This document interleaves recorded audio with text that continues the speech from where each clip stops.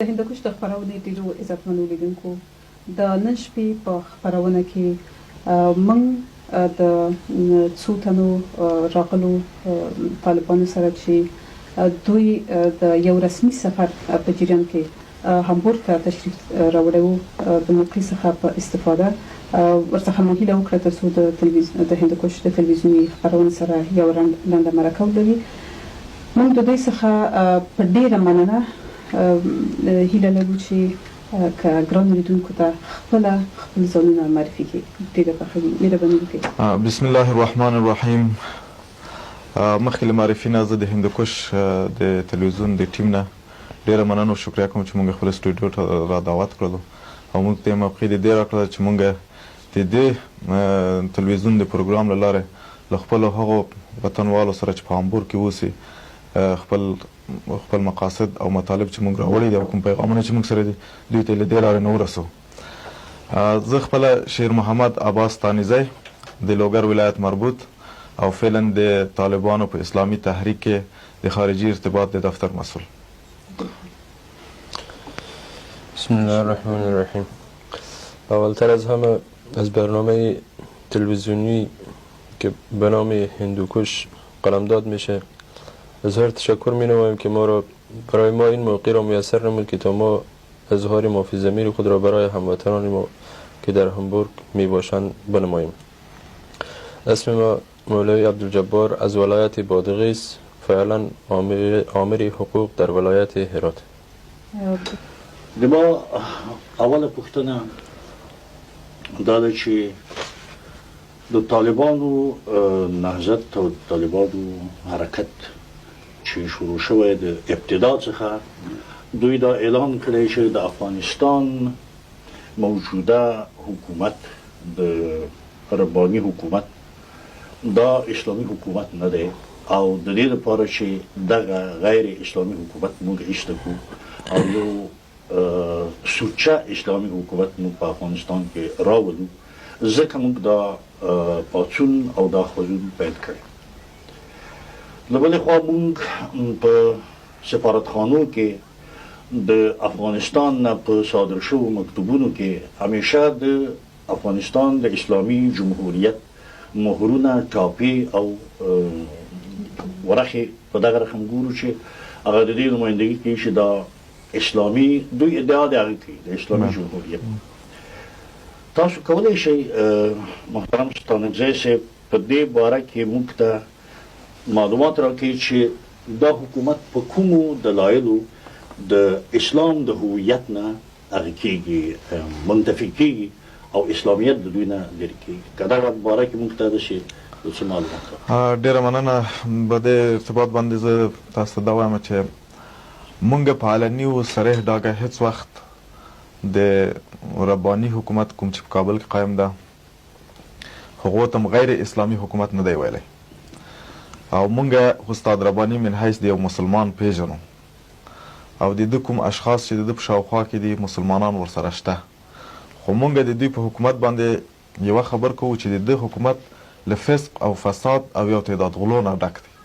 موږ همیشه دا په ډاګه ویلي دي او دا تحریک چې اوس په افغانستان کې د طلباو په تحریک په نامه باندې شروع شوی دی د دې تحریک اصلي هدف او اساسي هدف هم دا دی. تاسو بهتره معلومه ده چې په د تیرو اخرو 4 کالو کې په افغانستان کې داسې یو حالت رامنځته شوی دی چې هیڅ افغان من حیث د افغان نسي زغملی. په دې 4 کالو کې زمونږ د یو تعداد افغانانو ورونو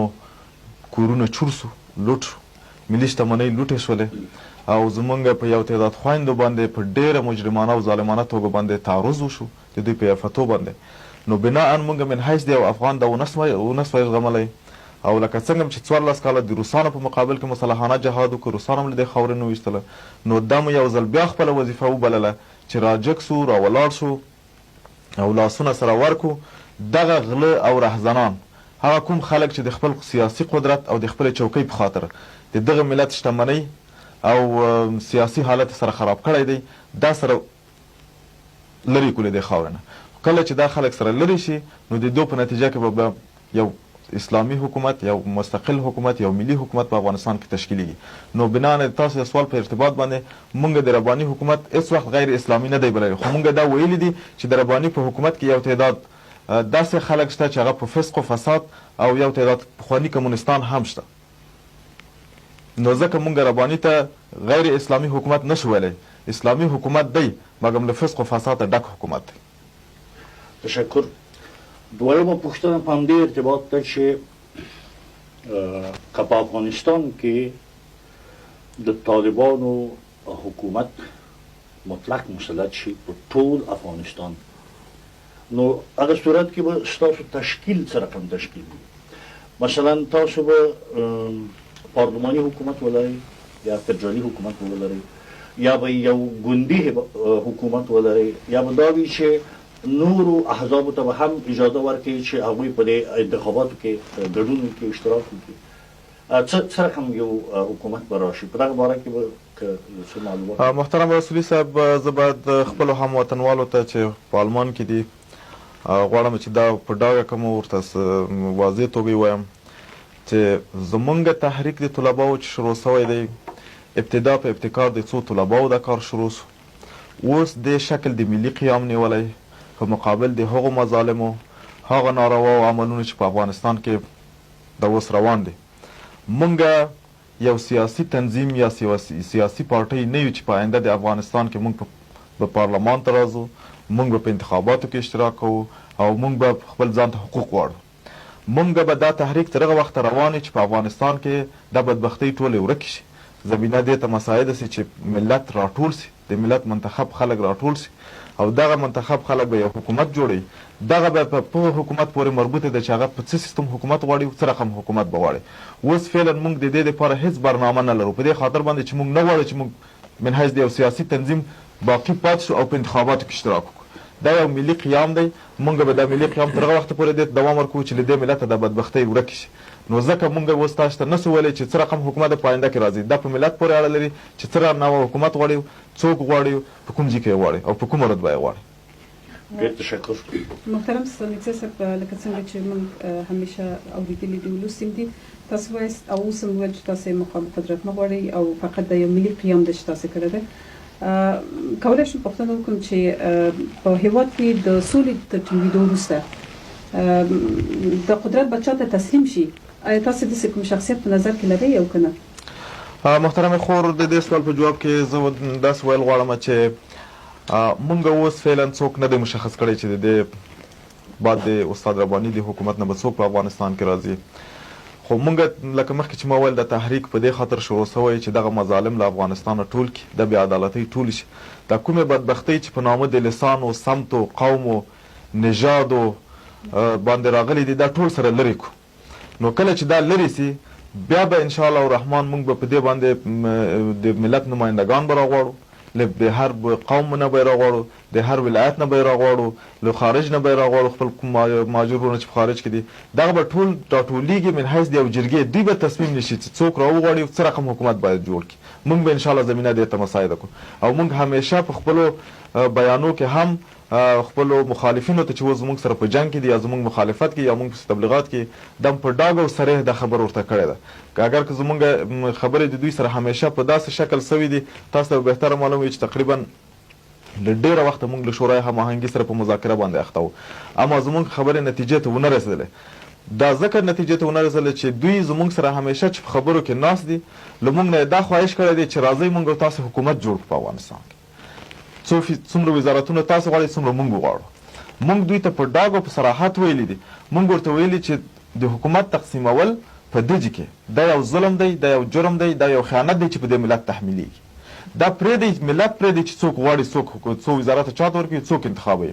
خو دوی همیشه په دې باندې دغه شوي دي چې که موږ او تاسو سره یو ځای سو دا به یو ډېر لوی نظامي طاقت له دې نه جوړ سي او موږ کولی شو چې د رباني حکومت له پښو نه وغورځوو. کله چې رباني له پښو وغورځوو موږ کابل ته داخل شو، بیا د دې په خاطر چې موږ او تاسو په خپل منځ کې په دې چوکۍ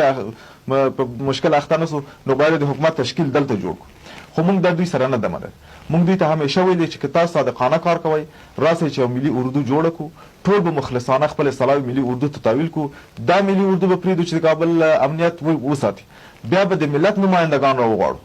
له خارج او داخل نه، ملي شخصیتونه به راوغواړو، د سمت خلک به راوغواړو، د قومو او د ژبو خلک به راوغواړو. دغو خلکو ته به وخت ورکړو چې دوی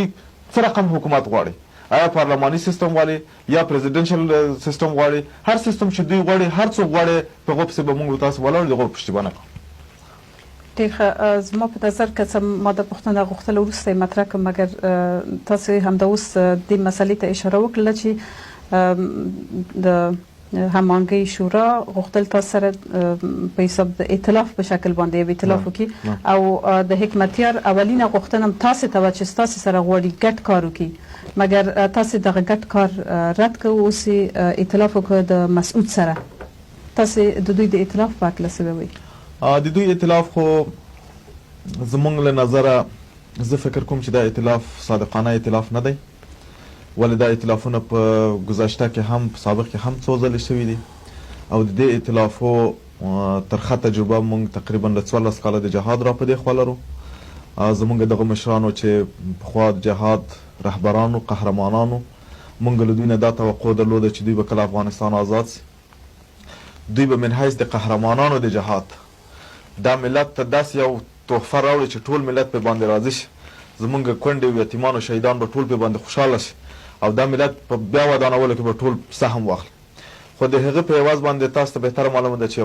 یو تعداد مشخصو اشخاصو د خپل قدرت او د خپل شخصي مفاداتو په ګټه باندې زمونږ هغه ټول ارمانونه له خاورو سره برابر کړل.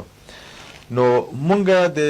لکه مخکې چې ما وویل د شورای هماهنګي و، د نورو ټولو سره ناست یو، مذاکرات سره دغه کړي، خبرې مو سره کړي دي همیشه، او خبرې هم ما په تفصیل تاسو ته ویلې چې په کوم رقم او دوی په څه رقم زمونږ نه غوښته.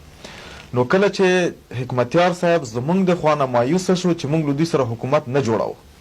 مونږ دوی ته په سرې او په ډاګه ویلي چې دا صلاحیت مونږ ځان ته نه ورکړو چې د افغانستان حکومت باید مونږ جوړ کړو، او دا صلاحیت تا ته هم نه درکو چې ته د افغانستان حکومت جوړ کړې، ولې ته د ملت نماینده نه او مونږ هم د ملت نمایندګي نشو کولی. دا راځي چې پریږدو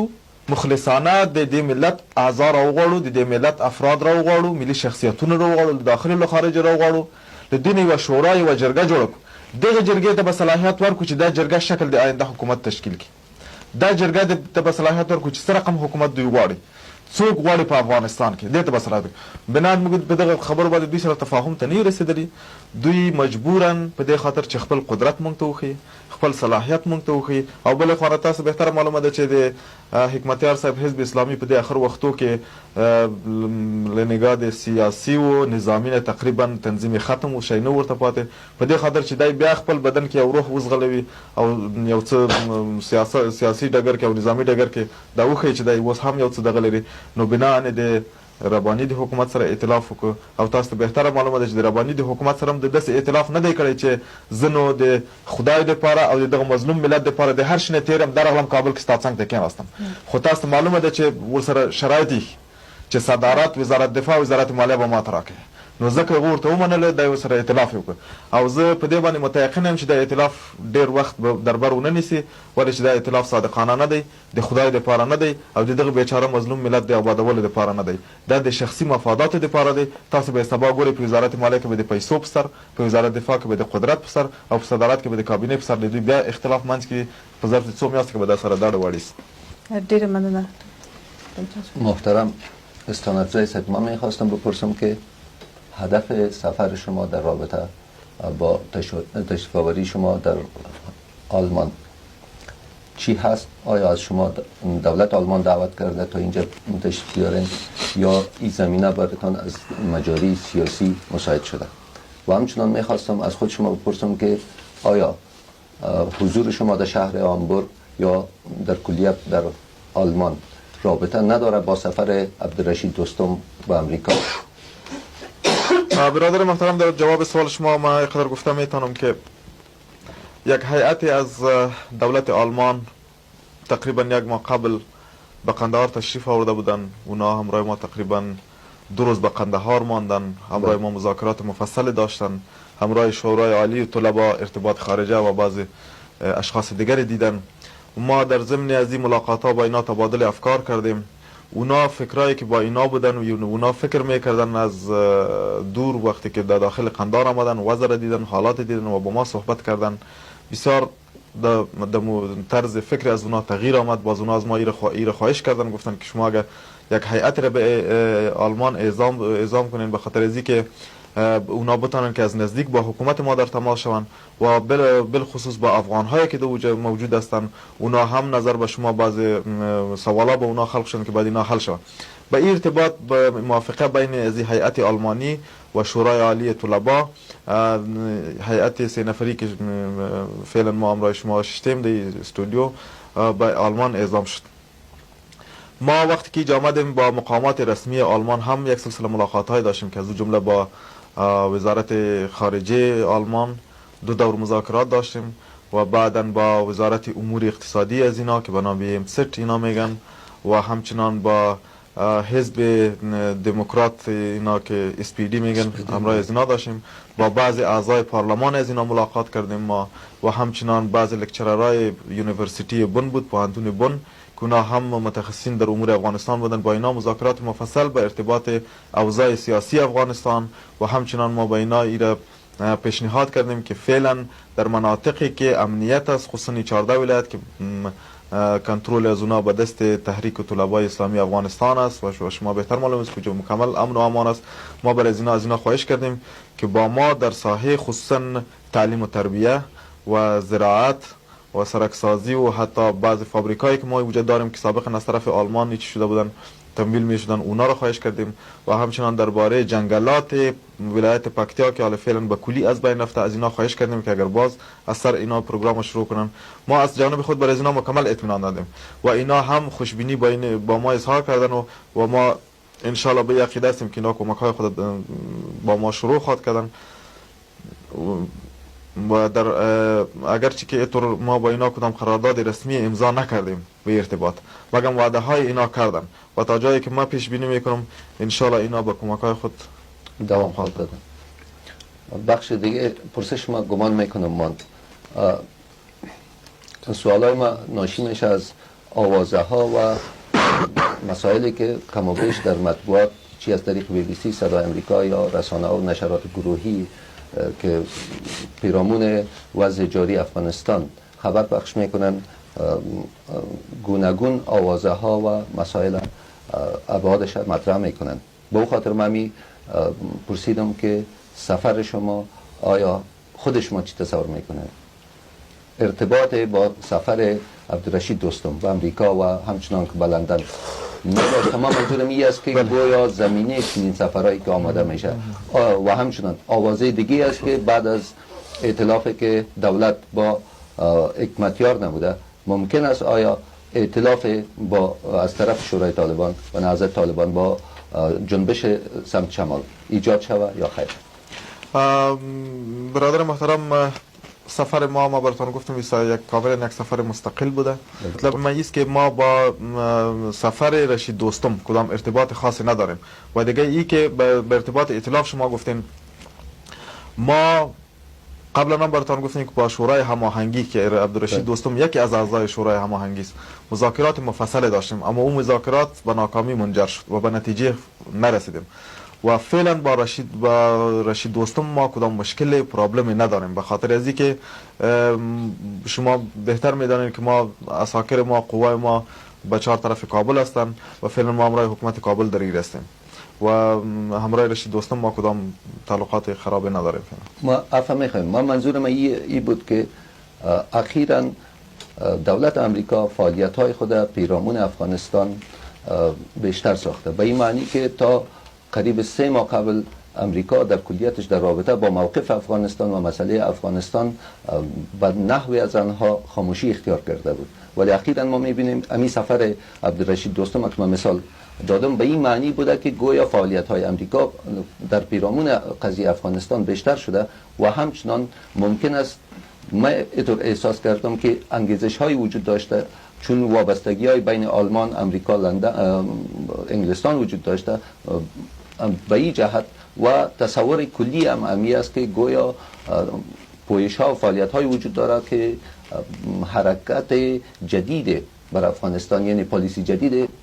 بر افغانستان از طرف امریکا پیاده شود و دو مسئله نکات بسیار عمده امی آوازه و امی شایعه وجود دارد که ممکن است یک ائتلاف جدید بعد از ائتلاف دولت با تحریک طالبان و جنوب شمال ایجاد شود. همچنان یک مسئله دیگه هم آوازه هست که حتی ما خود مستقیم شنیدیم بعضا از طریق رادیوها، چنانی که در گزارشی که پیرامون افغانستان در سازمان ملل داده شد همین مسئله با نحو غیر مستقیم افاده شده که گویا در اونجا وانمود شده که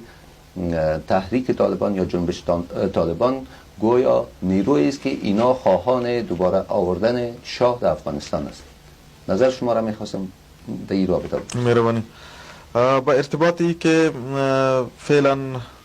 امریکایی ها و دنیای غرب به این نتیجه رسیدن که باید موضوع افغانستان رو باز از سر بگیرن و اینا دلچسپی و علاقه نشان دادن. با شما بهتر معلوم است که زمانی که روسا از افغانستان برآمد و حکومت نجیب سقوط کرد، امریکایی ها و دنیای غرب افغانستان رو بالکل فراموش کرد و حتی اخبار جنگی که در اون روزها 10 نفر کشته میشد و داخل کابل و دیگر ولایات، اینا حتی به صفحه تلویزیون هم او را نمی آوردن و حتی به شکل یک خبر عادی هم از اونها قصه نمی کردن. اما بالمقابل در بوسینا و در ممالک دیگه و جاهای دیگه اگر یک نفر بینیش هم خون میشد، اینا در تلویزیون نشان میداد چند روز که نمونه بارزش اسرائیل است. بله. اسرائیل و دیگر جا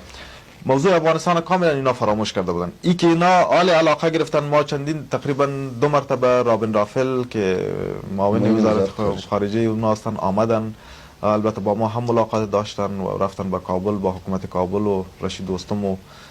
شورای ننگرهار هم اینا ملاقات های داشتن. اونا همیشه با ما این چیزا گفتن که ما کدام طرح و پلان خصوصی نداریم. این گفته رابین رافل است که با ما گفتن و هر طرحی که ملل متحد جور میکنه یا ملل متحد کدام پروگرامی داره ما از او پشتیبانی میکنیم. و ملل متحد بهتر به شما معلوم است که از چند سال به این طرف در موضوع افغانستان درگیر است و تا بال کدام راه حل را به افغانستان پیدا نکرده و به این موفق نشده. بنابراین حال فعلا هم به این ارتباط همراه ما کسی سخن نزده و با ما کسی چیز نگفته که اینا ما نمیفهم که غربی ها چرا به افغانستان علاقه زیاد حال فعلا گرفتن. خب به ارتباط ائتلاف رشید دوستم ما براتون قدر گفتم میتونم که ما تا بال با رشید دوستم به ارتباط ائتلاف کدام چیزی به موافقه نرسیدیم. قبلا هم براتون گفتم که تقریبا از 1 سال به این طرف ما همراه از اینا مذاکرات هستیم و این مذاکرات تقریبا در اواخر به ناکامی منجر شد و کدام نتیجه مثبت نرسیدیم، به خاطر از اینکه همیشه مذاکرات ما با شورای هماهنگی بر سر چوکی و قدرت بوده. اینا این چیزا میخواستن، ما این چیزا سرشان امرشان قبول نکردیم، بنابراین مذاکرات به ناکامی منجر شد. عفوا میخوایم در رابطه با مسئله شاه دوباره به ارتباط ظاهر شاه ما اینقدر گفتم میتونم که ما به یک عقیده هستیم، تحریک ما به یک عقیده است که هر افغان که افغان باشه و من حیث در افغانستان زندگی کرده باشه، تذکره افغانستان رو داشته باشه، من حیث یک افغان به افغانستان آمده میتونه در بارسازی کشور خود سهم گرفته میتونه، در امور سیاسی کشور خود سهم گرفته میتونه، در ساختن حکومت آینده افغانستان سهم فعال گرفته میتونه. این ما گفته نمیتونیم و این حق به خود نمیتیم که ما بگویم ظاهر شاه بیای و یا نبیای. این حق مسلم ظاهر شاه است که به افغانستان آمده میتونه هر وقت. سرحدات افغانستان بر روی ازی باز است، ما هم روش مخالفت نداریم. و این که ظاهر شاه به چه قسم باید به افغانستان بیای، من حیث یک فرد عادی و یا من حیث صدر اعظم یا رئیس جمهور یا به حیث پادشاه، این باز هم وظیفه ما نیست. ما قبلا براتون گفتیم که هر وقتی که حکومت منتخب ملی اسلامی در افغانستان به وجود آمد، شورایی که به وجود میاد، این حق ملت است که ظاهر شاه را به چی نوع در افغانستان میخواه. اگر ملت ظاهر شاه را من حیث صدر اعظم میخواه، ما هم راش مخالفت نداریم. و اگر ملت ظاهر شاه را من حیث یک افغان یک فرد میخواه، ما باز هم از ظاهر شاه پشتیبانی نمیکنیم که باید حتما ظاهر شاه رئیس جمهور شود. و اگر همین ملت ظاهر شاه را به محکمه میسپاره، ما باز هم در محکمه از ظاهر شاه پشتیبانی نمیکنیم که چرا ظاهر شاه به محکمه رفت. خب من حیث یک افغان نه تنها ظاهر شاه بلکه تمام شخصیت‌های ملی، تمام اقوام و قبایل، تمام مردمی که اگر به سمت شمال است یا سمت جنوب است یا شرق است یا غرب است، اگر پشتون است، تاجک است، ازبک است، هزار است، میتونه به افغانستان بیاد. من حیث یک افغان در افغانستان آزاد زندگی کرده میتونه. ما به یقین است. بازم پرسش ما برای این محور میچرخه. ما منظورم این است که در مجموع تا جایی که دیده میشه سیاست امریکا طوری است که امریکا نمیخواد در افغانستان یک حکومت اسلامی پدید بیاید و تلاش های وجود داره که اینا با کمک تکنوکرات ها و تحت زعامتش ها، چنانه که طرح خود محمود مستیری نیز چنین محتوا یا چنین افاده داره. این تلاش ها وجود داره که گویا و آوازهایی هست که گویا کسایی که این طرح را پیاده میکنن خود تحریک طالبا هست و چنانه قبلا هم امی مسئله در بین مردم بود، اونا میگفتن که حتی نیرویی که خود تحریک طالبان نیرویی است که بر آوردن شاه تلاش میکنن. من میخواستم صریحا از شما یک جواب بشنوم. به خاطر وضاحت از این سوال من میخوایم که بگم که اصلا قبلا من برای شما گفتم که تحریک یک تحریک کاملا افغانی و اسلامی است و این تحریک در ابتدا که شروع شد و تا به حال هدف اساسی ما است که از افغانستان این بدبختی هایی که در اواخر 4 سال روی کار شده ای را دور بسازه، چور و چپاول، دزدیره و برادرکشیره و حل از این مسئله در ایست که باید این ملت خلصلا شه. به شما بهتر معلوم است که این ملت تا به دندان مسئله است فعلا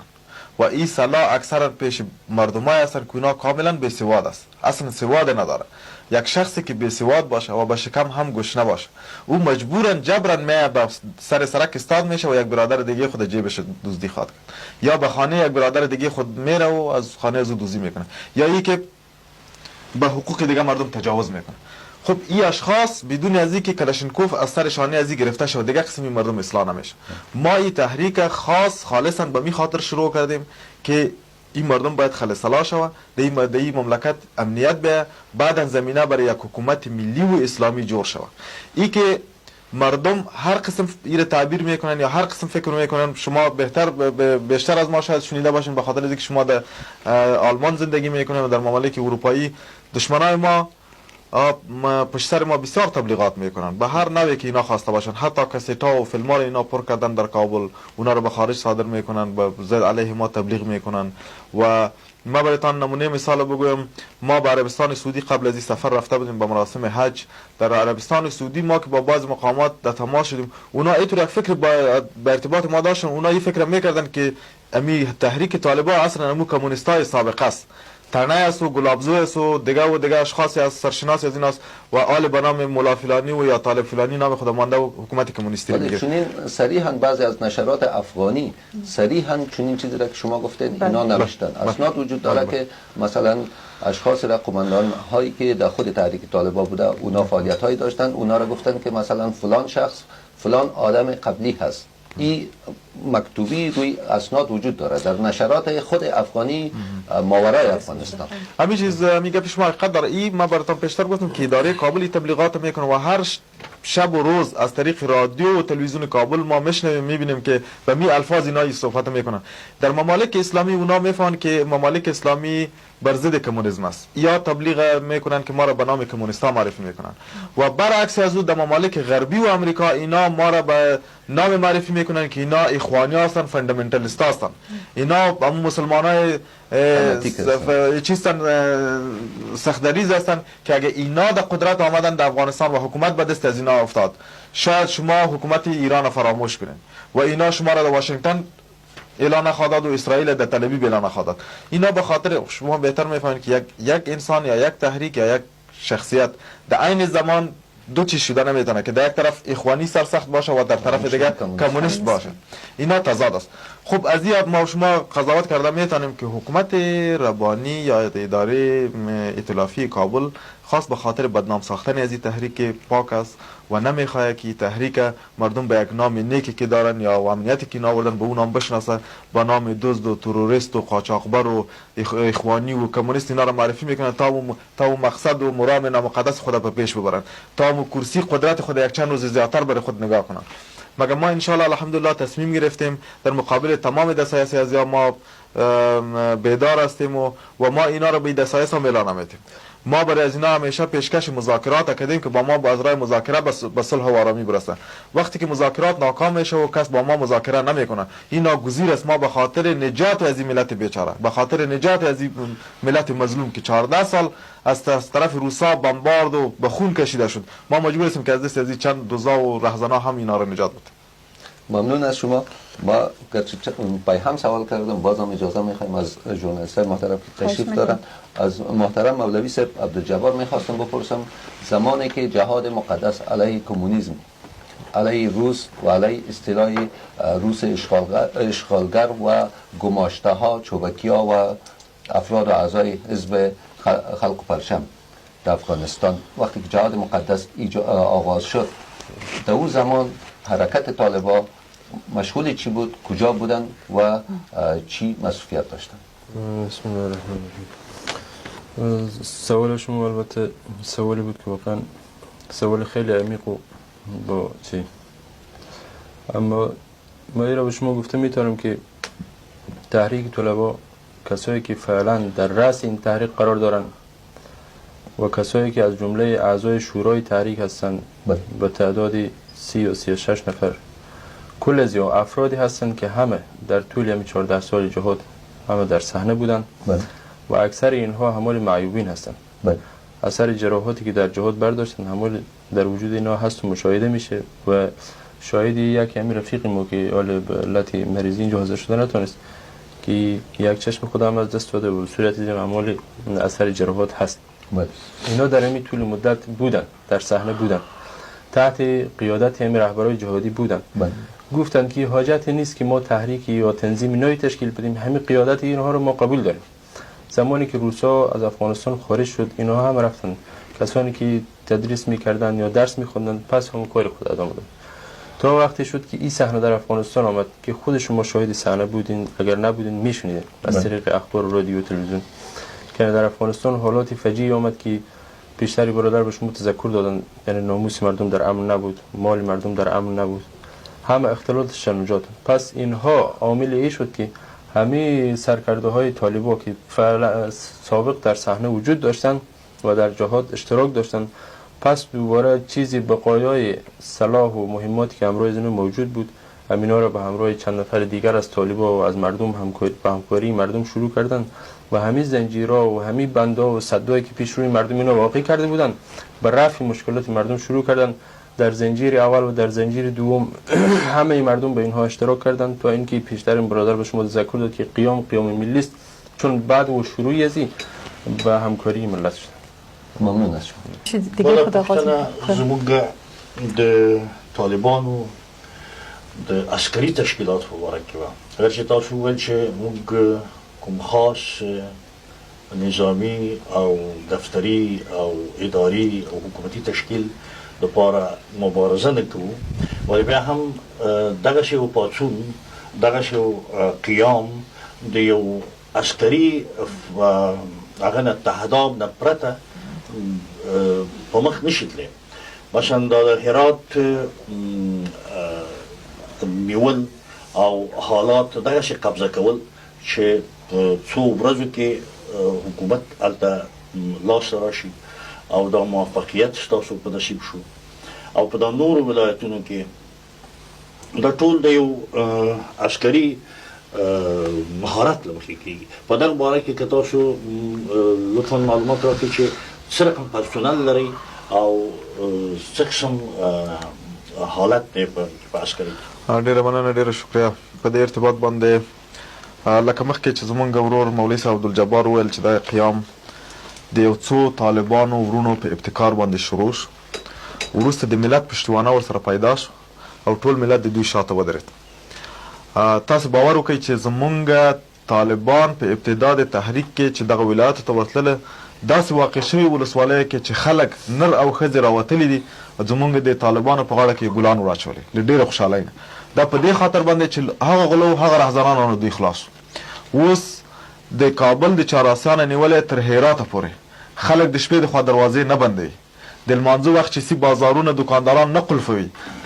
مانځه ته په ډاډه زړه تللی شي. زه دا تاسو ته اطمینان در کومه چې د قندار کابل په لویه لار په سړک باندې که ستاسې نه پیسې ولوېږي یا طلا هم تاسو په شکل د امتحاني کې دی 3 ورځې چې په تېرې څوک هغه ته لاس نشي وروړلی. دا امنیت موږ ټینګ کړی او په ارتباط د نظامي تشکیل لکه څنګه چې زما ورور وویلی، دغه طالبانو چې تحریک شروع کړو د خلک پخواني مجاهدین و 14 کلن مجاهدین دي. د دې تحریک مشر چې د دې په ابتکار باندې تحریک شروع شو مولا محمد عمر اخوند دی. مولا محمد عمر اخوند خپل یو شخصیت دی چې د دیراوت دی اوروزګان دی او په قندار، اوروزګان، هلمند، زابل دغه ولایتو کې جهاد کړی دی او څو وارې د روسانو د خوا نه ټخپي شوی، زخمی شوی دی. دی په ابتدا کې په حرکت انقلاب اسلامي کې قمندان و، وروسته بیا دی د حرکت انقلاب اسلامي نه راواوښت، د بعض مشکلاتو په اساس باندې په جمعیت کې و، د استاد رباني په تنظیم کې و، تر دغه وخته پورې چې د کمونستانو حکومت له بینه ځي و، جهادي قوتونه کابل ته راننوځي. کله چې جهادي قوتونه کابل ته راننوځي، تاسو ته بهتره معلومه ده چې د نجیب عسکري قواوې او اداري شعبې ټولې هغو قمندانانو ته ورتسلیمیږي پخپله چې دوی پخوا پروتوکولونه ورسره درلود. د قندار په ولایت کې هم همدا پروګرام مخته ځي. قلی اردو د قندار، فرقې د قندار، میدان هوایی د قندار ولایت دا ټول هغو قمندانانو ته ورتسلیم چې هغوی پخوا د نجیب د حکومت سره پروتوکول درلود، له هغو نه معاشونه اخیستل. دا خلک چې تشکیل د ولایت یې وکړه، دغه کوم مخلص وروڼه لکه ملا محمد عمر او داسې نور چې وو، دا مایوسه سول دغه نه ولاړه په خپلو کورو باندې کېناست. خو وروسته چې ګوري دغه مایوسي هم دغه ورته ونه کړله. ورځ په ورځ په افغانستان کې په قندار کې د وضع خرابېدله او چور و چپوله دغه کړه. نو بنا دوی یو ځل بیا خپله د وظیفه وبلله، خپلې سلاوې چې پخوانۍ د جهاد ورسره وې دا یې راواخیستې، په کومک د دې ملت سره راجګ سول او دغه خیام یې شروع کړ تر دې سرحده. نو دا ټول هغه خلک دي چې 14 کاله د جنګو تجربه لري. دا هغه مجاهدین دي چې له کلشینکوف نه له توفنګچې نه نیولې بیا تر شټینګره پورې مسلکیان دي چلولی سي. بله خبر دا ده محترمه چې زموږ سره همیشه د ملت پشتیبانه وه. تاسې باور وکئ چې دا قیام د طالبانو مونږ بدون د غزني نه چې د حکمتیار د قواو سره یو برخورد وکړه او په میدان ښار کې چې زموږ سره یو څه مقاومت شو او د لوګر په پل علم کې د حزب اسلامي خلکو یو څه مقاومت وکړو، بالغ چې دا مقاومت د پل علم مات شو، چهاراسي هم پرېښودله. بدون دغه درې مقاومتونه مونږ تر کابله پورې بیا له مقاومت سره نه مخامخ شي. نو اوس دا تاسو فکر وکړئ چې دا ولایت مونږ په زور تسلیم کړی او خپله آزاده خلک تسلیم شوي دي. نو ځکه مونږ مخته تللي وو. د هرات په ارتباط هم همدا خبر وه چې مونږ ابتدا کې د اسماعیل خان سره دا خبرې وکړلې چې څنګه مونږ د فرا سرحداتو ته ورسېدو، په وخت کې فرا او نیمروز هم د اسماعیل خان په تسلیم کې وو. نو مونږ دوی ته ویلې چې تاسو په خپل منطقو کې نسبتا امنیت راوستی، مونږ تاسو سره کوم مشکل نه لرو. مونږ د هغو خلکو په ضد راولاړ سوي چې هغه امنیت مختل کړی ده. تنها څه بعضې جزئیات دي چې په هغه باره کې باید مونږ تاسو سره کینو، خبرې وکړو، هغه مشکلات هم سره حل کړو. دا د اسماعیل خان سره زموږ اول مذاکرات دي. زموږ هغه وروڼه اوس موجود دي، په دې باره کې مونږ اسناد لرو، دوی نه ثبت شوي فتې لرو.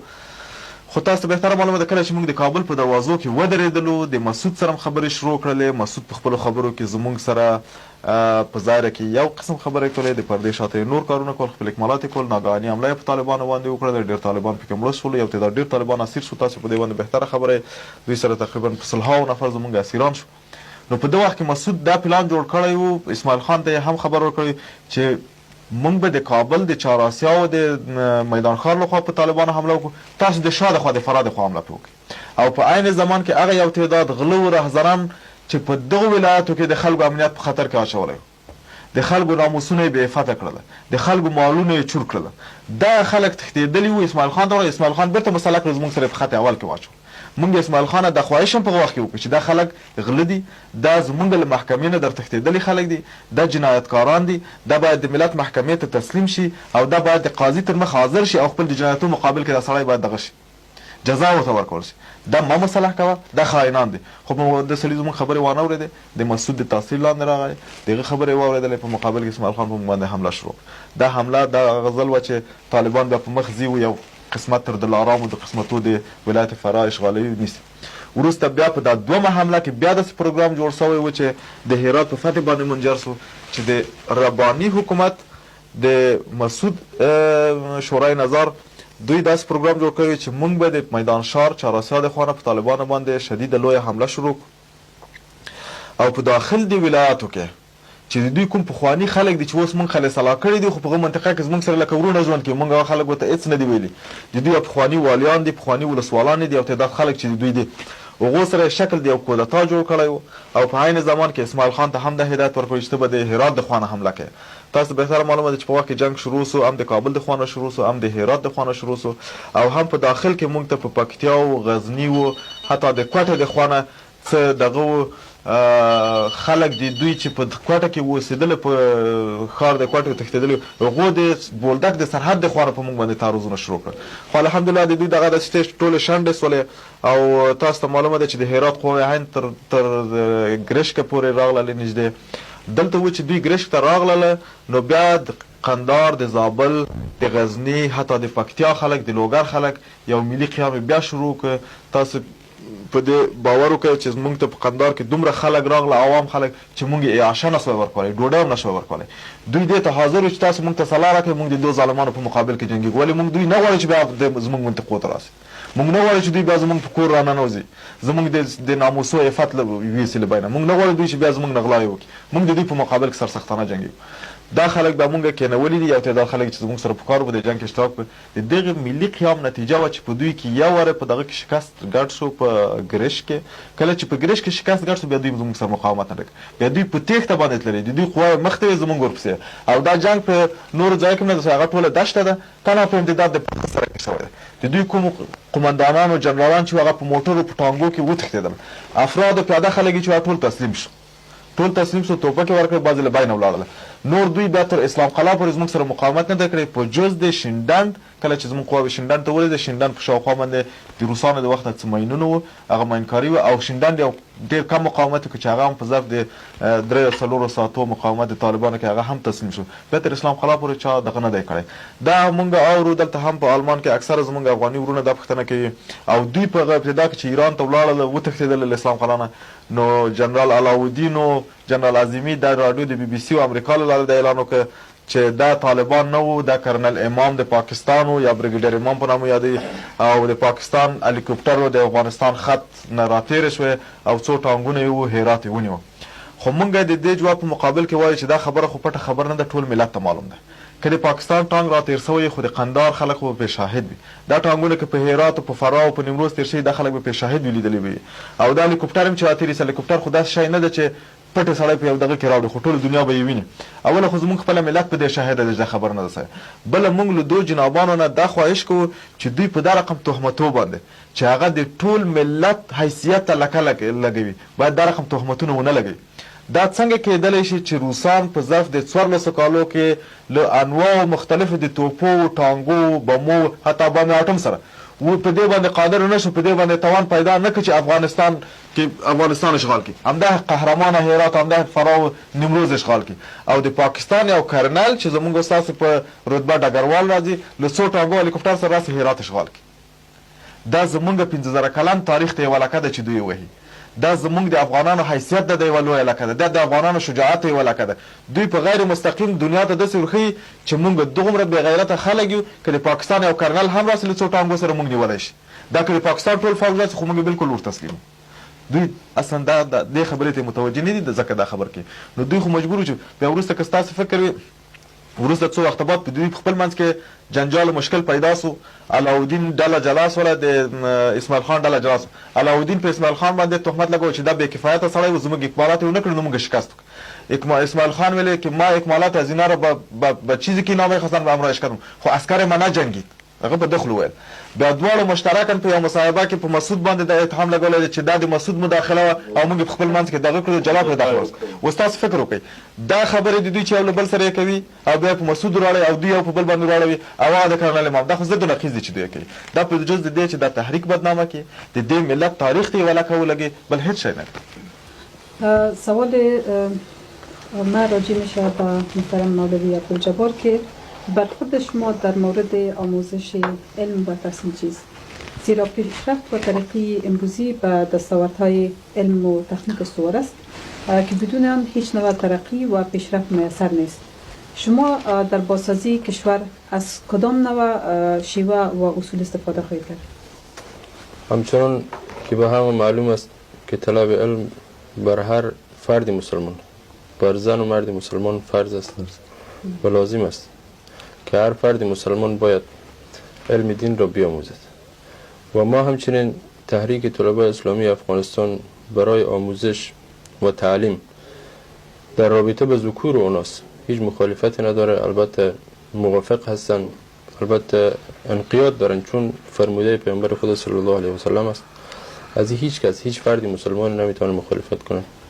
و همه به این آماده هستند و زمینه را آماده می سازند برای تعلیم، همچنین برای ذکور و همچنین برای اوناس و به این هیچ نوع مخالفتی ندارند. البته در رابطه به اعمار مجدد افغانستان که شما فرمودین، همچنان که برادر پیشتر فرمودن، اعمار مجدد بعد از تشکیل یک حکومت مرکزی میاد. فعلا مشکلاتی که با این تحریک روبرو هست مشکلات نظامی هست که واقعا اگر شما به صحنه بیاین و مشاهده کنین که از این مشکلات به هیچ نوع دیگر مشکلی رسیدگی نمیشه، چون مشکل سختی است. از چند طرف و از چند جبهه به جنگ روبرو هستند و اعمار مجدد افغانستان هم موقوف هست به میان آمدن یک حکومت مرکزی. و همچنین در این سفر ما اگرچه موقعی هم مساعد نبود، باز هم از مقامات آلمانی درخواستی به عمل آمد که شما توجهتون باید باشه به اون طرف. مثلا افغانستان به یک توت خاک مبدل شد. در افغانستان نه برق است نه آب است، هیچ نوع سیستم زندگی برای مردم آماده نیست. اینها همچنین که برادر پیشتر تذکر دادن، اگرچه قطعی برای ما وعده ندادن که ما حتما فعال میکنیم، اما امیدی هست که اینها باز هم مؤسسات خود فعال کنند و بازسازی کشور ادامه بدن. میخواستم این سوال هم مطرح بسازم که